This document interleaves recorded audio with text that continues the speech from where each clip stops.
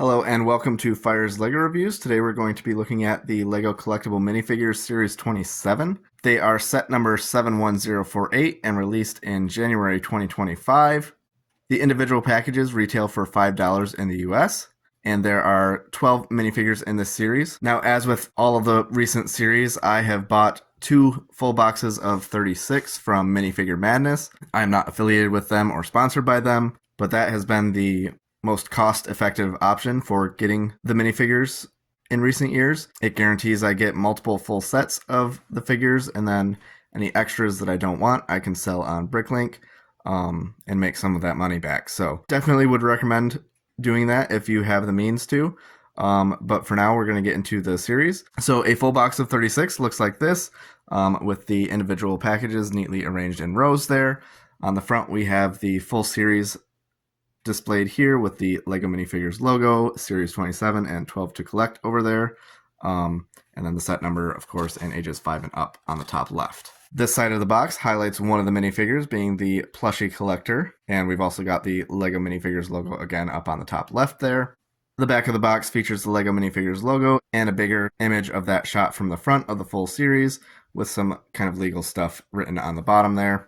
And then this side features another minifigure blown up on the side there, this being the Jetpack guy, and then again the LEGO Minifigures logo up in the corner there. The individual packages look like this, so it's the box design from the past few series. We've got 8 of the 12 minifigures shown off on the front of the individual packs with the LEGO Minifigures logo, the set number, and the Series 27, 12 to collect graphics there. And the backside is just covered with a bunch of legal information.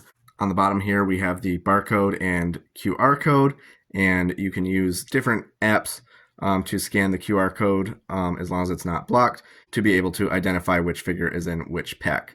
I'm going to use the Brick Search app. It has worked well for me in some of the previous series, and identify the figures that way. Now, to open these, I would personally recommend using a knife to cut one of the flaps open on the sides, kind of cut through the glue there, and then you can just pull the flap open and access your minifigure inside. If you don't really care about damaging your boxes, it probably doesn't really matter, but if you plan to resell these, maybe reseal them and resell, then I would definitely recommend doing it this way and just taping it back up.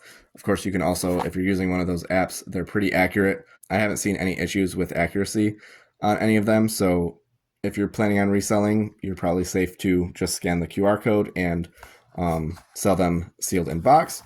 But if you don't feel like just tearing open the box, using a knife does make the process a little bit easier for getting your own minifigures. And then, again, you just open that flap up and then dump the contents out.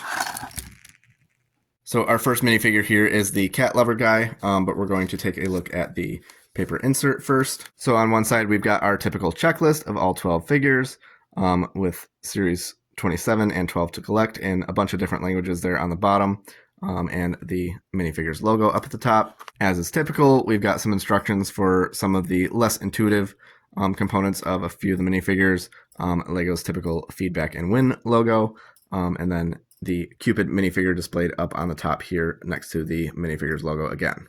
So our first figure that we opened is the Cat Lover minifigure. He is really nicely designed, really cute.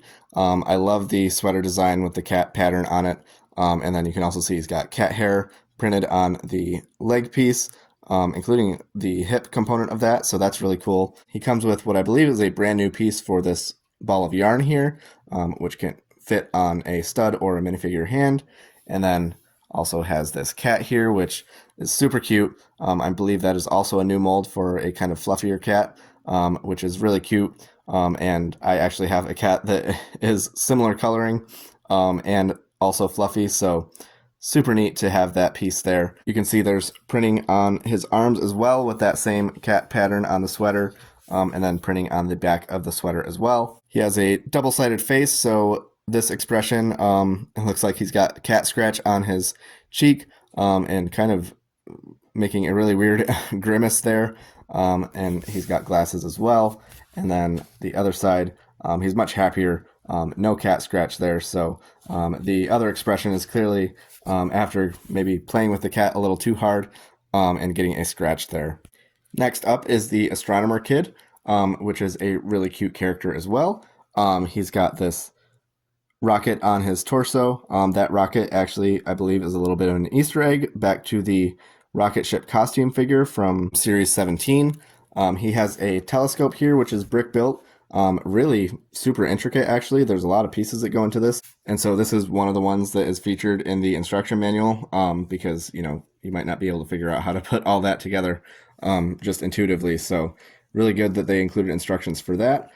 He doesn't have printing on his arms, and there's just a slight amount of printing on the back of the torso. He has those medium minifigure legs that are still posable, but probably the highlight for this minifigure is the fact that he comes with this prosthetic hand, and that, I believe, is a brand new piece. So really great representing people with disabilities there, and it just clips onto the arm there. And I noticed that the actual kind of mold for the hand is a little bit different from a traditional minifigure hand. So you see the traditional hand kind of curves down there in the bottom, whereas the prosthetic hand is much more symmetric. So really great attention to detail there, kind of making it look slightly different from a regular Lego hand, but still having the functionality. Like you can still put studs on top of that and have the minifigure hold things with that hand, just like a standard minifigure hand. The hairpiece, I think, is new, or at least it's new to me. So really nice hairpiece there. And then he does have a double-sided head. So you can see the face print here has some freckles, and he is grinning very widely on this side. And then the other side features him squinting, obviously looking into the telescope there with that expression. So a really cool minifigure. He does have a couple of extra parts. So an extra stud here that is part of the telescope construction, and then even an extra prosthetic hand you get. Next up, we have the Longboarder minifigure, and she comes with this brand new mold for a longboard. It works very similar to the traditional skateboard piece, where you get the wheels and attach them in there, but obviously a different shape necessitating a different mold. So really cool there. And then the figure itself has a lot of great details. So she's got this shirt with an interesting design there on the front and the arms. So the arms are printed, of course. She's got jeans here with, it looks like, rips in them, printing even on the sides of the leg. I believe the hat and hair combination is a brand new mold. So that is also really cool looking. And the hair is short enough that you can interchange it and use it for male or female characters if you'd like. So that's really cool as well. Extra customization options, always a welcome addition. She also has this backpack piece. She does have a double-sided face. So this expression with a kind of fierce grin. She's also got a band-aid on her cheek. And then the other expression, kind of a more serene, still a little bit of a smile, and still with that band-aid on the cheek. And then with the backpack removed, there's also a minimal print on the back of the torso. Up next, we have the Pterodactyl costume fan. Very popular figure for fans of the kind of dinosaur costumes or costumed minifigures in general. This is a really nice, unique one that we get here. Similar to the Triceratops costume fan we got a couple series ago. I'm a little disappointed that there are no accessories with this figure. Obviously, the wings did require a new mold, and the kind of head covering for the costume also required a new mold. But still, most of these figures in the collectible minifigures come with at least one accessory, sometimes multiple accessories, so it's just a little bit disappointing to not have one with this one. It wouldn't really make a ton of sense to have the character holding something, but even like a dinosaur egg or something to put next to it would be cool.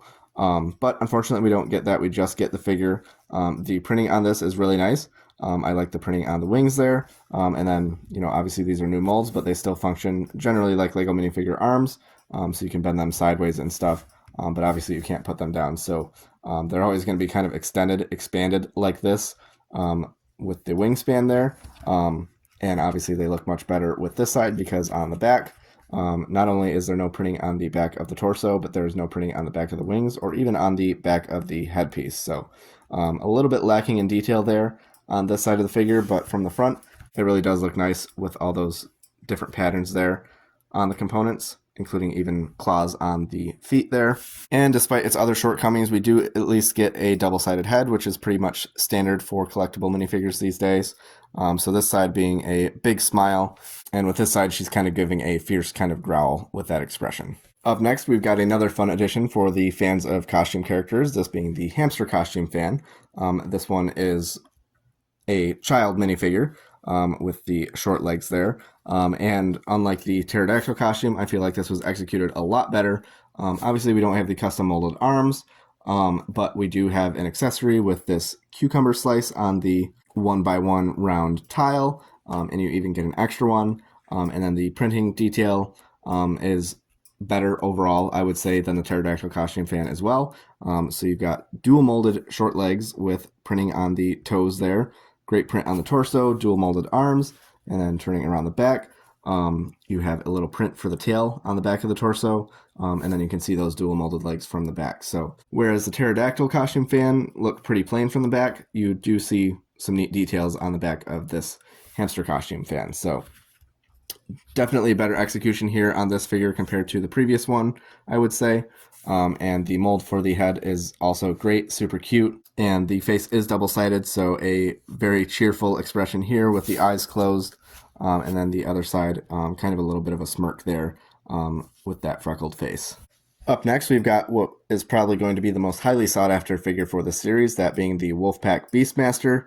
And, you know, for fans of Castle, this is a truly incredible and welcome figure.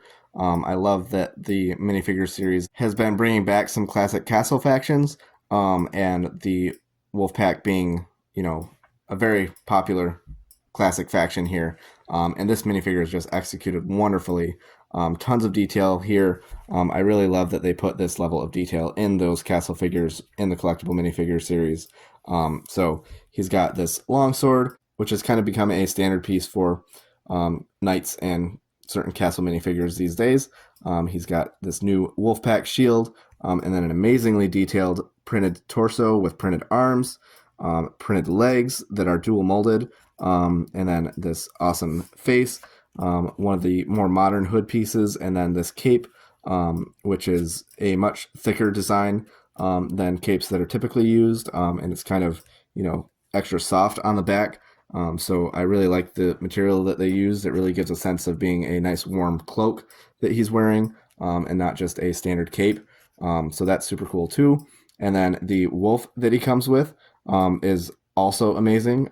Also a new mold, and really cool looking, really large too, compared to like dog pieces that have been in previous sets, and even the kind of wolf mold that has been used in the past. This is definitely an imposing animal, and a really nice inclusion there. And as is typical with figures with this level of detail, you kind of have to remove all the accessories to really get the full extent of all the detail that's included. So just look at that incredible torso, the printing on the arms there, and the dual molded legs with that excellent printing there, including on the waist. And then here's his expression. So you've got a kind of scar there around the one eye, and a kind of pointed tooth hanging out of his mouth there with the long sideburns. It looks really neat. And then the other side shows him kind of howling, maybe to get the attention of his wolf there. And then the amazing print continues onto the back of the torso. So that's what it looks like there. Just a really fantastic figure all around. Moving on from Castle to another classic LEGO theme with pirates, we get the pirate Quartermaster here. And she is another figure that I think is going to be very highly sought after in this series. Tons of amazing detail on this one as well. And you can see the beautiful print there on the legs, and the torso. There's unique printing on both of her arms, so a little bit of a bracelet here. Unfortunately, it doesn't go all the way around the arm, only on the outside there. And then a kind of gold band on this side, same thing. It doesn't go all the way around the arm, just on the outside. But there is a little bit of printing there, detail that you can see with the edge of her sleeves. And those arms are dual molded there, so really nice, except for the fact that, you know, those prints don't extend to the inside of the arms. And then she has this brand new hair mold with the kind of bandana wrapped around it, and a brand new mold for this cockatiel bird. Super cute there. And then she comes with the typical cutlass. And I think This piece looks like it might be a slightly updated mold compared to these swords that we've gotten in the past. The handle looks a little bit different than I think I'm used to seeing. And the back of the torso there, also continuing with a great print there. And she also comes with this fabric skirt piece that you can place on. So also a really nice inclusion there. You know, just love the attention to detail there. You know, you can see even the skull and crossbones there on her necklace. Super cool. And of course, she also has a double-sided face. So this side with a little smirk there, and then this side kind of grinning with her mouth open. And you also get an extra sword piece. Next up, we've got the Bogeyman figure. So this one being a more kind of cartoonish design than a kind of classic horror type character. He kind of reminds me a little bit of Sully from Monsters, Inc., and maybe could be a cousin to the Yeti and Squarefoot Lego minifigures from previous series. But he's a super cute design. I love that really cartoonish face with the exaggerated details there with the mouth and the teeth and the big eyebrows, big bushy eyebrows. He also has horns that attach into the side of the head there, and then fur that you can see on the front of the torso and the legs, and then claws on the feet there. And then his accessory is this printed piece with the book cover saying boo, and a bunch of trees and the moon and bats there. So super spooky looking there. And then on the inside, we've got a also printed tile with some words to the storybook, and then a kind of silhouette image of the boogeyman there. And then with the head removed, you can see the detail on the torso that's no longer covered up. So just more fur detail there. And there's even a little printing on the back of the torso as well. Up next, we've got Cupid. So this is less based on the kind of traditional Greek god Cupid and more on the modern kind of Cupid archetype. But I think the character was still pulled off really well. Lots of great detail there, great print on the torso, and then dual molded short legs. There's a band printed on this arm here, nothing on this arm, but then he has this red bow and arrow piece, little red heart tiles. There's an extra one included there, and then a new mold for the Cupid wings here, which are attached by this component here. I believe the hairpiece is also a new mold, so really messy there. And then his eyes on this expression have hearts on them, but unfortunately the hairpiece actually kind of covers that up and kind of diminishes that effect a little bit. So I'm not really sure what the designers were thinking there. If they wanted those heart pieces to really show through, they should have a hairpiece that makes them more noticeable and doesn't kind of hide them at all. So interesting note there. But other than that, the figure looks really good. So without the hairpiece on, this is what that expression looks like fully. You can see those dimples on his cheeks there. And then over on this side, the hearts are gone and it's more just a little smiling face. And then there's some detail on the back of the torso print as well. Up next, we have the Plush Toy Collector, so a really kind of unique and out-of-the-box design for LEGO, one that I don't think anybody was really expecting them to make, but it is a super cute figure. You can see she's got a lot of great detail, again, on the legs, including on the feet, and then on the torso as well. There's also printing on the arms with kind of patches with a cat or a bunny, and then a paw print over on this arm. And then the back shows the hood of the costume that's being pulled down, the kind of onesie costume there. Not entirely sure if it's meant to represent a cat or a bunny. The ears are a little bit tall, but they're kind of in between length of a cat and a bunny, so could be either or. And then this really nice colorful hairpiece with those pigtails there, really neat. And then the two little plush toys there. Not exactly sure what kind of creatures they're meant to represent. Maybe this one is like a frog or something, and this might be a dog or a bear or something like that. But really cute. You can see there's even little holes in the top, so you could probably put like different accessories that might fit in there, like a crown or feathers or something, the different pieces that would fit in that size hole, just to play around with that a little bit. And then she does have a double-sided face, so this side with a open mouth grin, and then this side with a sleeping expression. Up next, we've got what is another very popular figure from this series, being the Steampunk Inventor. And as is typical with most of the figures from this series, there's tons of amazing detail there. A really fun and long anticipated design. You know, fans have been requesting a steampunk minifigure or even theme from LEGO for a long time, and I think the kind of closest that we got was the old Monster Fighters theme from about 10 years ago. But this figure is really fantastic looking. I love the detail on the torso and the legs. Dual molded legs with a great print on the front, great print on the torso and the arms here. There's also amazing printing on the back as well. And then this contraption here, this kind of mechanical arm, powered by steam, with that kind of steam coming out the back here, and this printed tile piece with the dial. All that is brick built. That's another one of the things that the kind of backside of the insert shows how to do.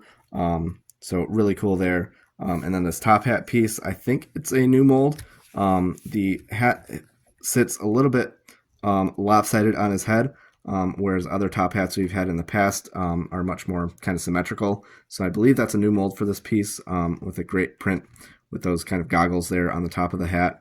And then obviously only one expression for him. I think the only minifigure so far that has had a minifigure head to have a single expression, but that's because obviously with the top hat leaving the back of his head exposed, you wouldn't want to have another face there. So overall, really cool figure. Love the detail all around. Love the fact that we finally get a steampunk minifigure. Fans of steampunk, I'm sure, are thrilled, especially to get this figure. And you also get a couple extra pieces from his mechanical arm build. And our final minifigure from this series is the Jetpack Racer. So a really neat and detailed design here with that incredible detail, again, on the legs and the torso. There's great printing on the sides of the legs for this figure and the sides of the arms as well, with kind of different sponsors and stuff there. We see our classic LEGO company, Rakuten, is one of the sponsors, so a cool little Easter egg there. And then the helmet here, featuring, the visor does not open at all, but it is a little bit transparent, so you can see the face there. And there is a dual-sided face included, so we'll show you the alternate expression of that in a moment. I like the design on the top of the helmet. I believe that's just meant to represent his number 3, since he is a racer, but it's kind of stylized like the Blacktron logo, I think. So that's pretty neat as well. The helmet, I believe, is a brand new mold as well. And then this brick-built kind of jetpack here on the back side. I think that component in the middle, that white piece, might be a new mold. I have not seen that piece before. And then removing the jetpack, this is what the head looks like underneath. So with that kind of head sock covering most of the head except for the face, and this expression being kind of a determined grin there. And then the other side with the mouth covered with that kind of head sock protective covering. So only the eyes are exposed there. And then the back of the torso looks like this. So kind of a power button and maybe another piece of the display there for the jetpack. And then straps and belts for the jetpack to attach to there displayed on the back print. So now I'm going to give you my ranking of the figures and rate each of them along the way, starting from my least favorite to my favorite of the series. And my least favorite, unfortunately, is going to be the Pterodactyl costume fan. I feel like this could have been a better figure, and I ranked a similar counterpart, the Triceratops costume fan, quite a bit higher in Series 25, but this one I just feel wasn't executed as well. It looks fine enough from the front, but turning around, that lack of detail really becomes apparent, and the lack of an accessory where all the other minifigures have at least one accessory really makes this one stand out as kind of the least exciting for me. So it is a decent figure on its own, but compared to the rest of the series, it's definitely my least favorite, and I give it a 6 out of 10. Up next, we have the Astronomer Kid, and while I really enjoy the inclusion of that prosthetic hand, the rest of the figure kind of falls flat for me. It's a really plain design, and, I like the Easter egg of the rocket ship on his shirt, but, aside from the prosthetic hand and the new arm mold and the new hairpiece, nothing in this is really that exciting or unique. The telescope, aside from maybe one piece, are all pieces I have seen before, so it's something you could build on your own. And then, again, the minifigure is just relatively plain, with no printing on the arms or legs, not even dual molded legs, and minimal printing on the back. It's just not very exciting, so I give this one a 6 out of 10 as well. Up next, we do have a little more detail with the Longboarder, and a really nice new longboard piece. But aside from a couple tears on the jeans, the pattern on the shirt, and the new hat hairpiece, there's not really a lot going on that makes this figure super exciting. It's a decent enough figure for what it represents, but just not particularly exciting for me. So I give this one a 6 out of 10 as well. Up next is the Bogeyman. So I do like the concept of this figure. I just feel it's a little bit too cartoonish for my taste. My favorite part about it is the storybook there. And I do like the fact that he kind of, could be a cousin of the Squarefoot or Yeti minifigures from older series. But yeah, that face is just really outlandish and cartoonish. And I think, it's fine for what it represents. It's just, me personally, I would have preferred something a little creepier, a little more menacing there, for a Boogeyman type figure. And aside from the fur, and the obviously brand new head mold, there's not a ton of detail on the torso or legs. And it's just not as exciting to me as I think what it could have been. So I give this one a 6 out of 10 as well. Up next is the Plush Toy Collector, a really kind of out of the box idea and design from Lego. And I feel like she does have a lot going for her with the great printing on the torso and legs, and the little accessories with those plush toys there. It's just not one that particularly grabs my interest a lot, although I do feel the figure was executed quite well. So I give her a 7 out of 10. In a similar vein, we've got the Jetpack Racer, and this figure is also full of amazing detail with the prints, and a nice little brick-built jetpack there. A great helmet mold as well. Really a fantastic looking figure overall. It's just, not one that particularly interests me a ton. And so for that reason, I give him a 7 out of 10 as well. Up next, we've got Cupid, and I really like the concept for this figure. Obviously being that Valentine's Day representation as opposed to the traditional Greek god Cupid. But I feel like some of their execution fell a little flat, particularly with those heart eyes being blocked by the hairpiece. This figure could have ranked quite a bit higher in this series for me if it weren't for that. But overall, I feel like he was done fairly well, and is a good representation of the Cupid character without looking too ridiculous or goofy, but definitely getting the kind of more modern take of Cupid idea across there. So I give him an 8 out of 10. Up next, we have the Hamster costume fan, and this surprised me a little bit that I haven't ranked this high. I typically don't love the costume characters. I think they're fine inclusions, but they're typically not among my favorite of the series. But I feel like, especially in comparison to the Pterodactyl, he was executed very well with those dual molded legs and arms and a little bit of printing on the back of the torso, and the accessory of the cucumber slice. I think he's super cute, and executed very well, slightly better than the Cupid figure with those eyes, and I give him an 8 out of 10. Another big surprise as we break into my top 4 minifigures is that the Cat Lover actually made it to the top 4. This is not a figure I was particularly excited about when the series first came out and when we first saw rumors of what was even going to be in the series. But I feel like the execution on this figure is super amazing. I love the new cat mold, and the whole figure is super cute with that awesome sweater design and the little detail of the cat fur on the legs and that new mold for the ball of yarn. I think this figure was executed fantastically. Love the detail, love the concept, and I love the cat that is included. So I actually give him a 9 out of 10. Moving into the top 3 are probably what's going to be the top 3 for a lot of people. And the first one is the Steampunk Inventor. I just think the detail on him is amazing all around. Love the prints, love the concept, love that they finally are doing a actual steampunk minifigure after having been requested for years. And I think this was executed flawlessly. There's really no complaints about it. But he is third because there are a couple figures I like just a little bit better, but he still gets a 10 out of 10 from me. My second favorite is the Pirate Quartermaster, and just like the Steampunk Inventor, she has amazing prints, dual molded legs, tons of great detail, really kind of a unique design for a pirate. We've gotten tons of Lego pirates in the past, but this one definitely feels like a unique character, and that cockatiel mold is also really nice to have. So, overall, this is a fantastic pirate minifigure, and I give her a 10 out of 10 as well. It should be no surprise then, especially given my interest in Lego Castle, that my favorite figure of this series is, of course, the Wolfpack Beastmaster, one that I think will be the favorite for a lot of people, especially Castle fans. But, they continue to knock it out of the park with these Castle figures in the Collectible Minifigures line, and this one is no different. Tons of amazing printing and that awesome shield. the design, which also appears on his chest, and the longsword, the cape is also a fantastic piece.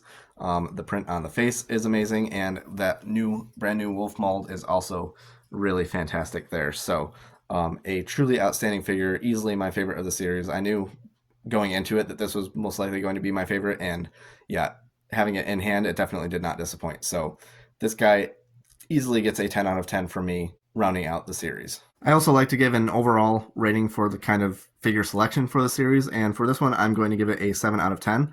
While there are some really amazing highlights and figures that have been requested for a while, like the Steampunk Inventor in particular, and obviously that Wolfpack guy is going to be super popular among fans.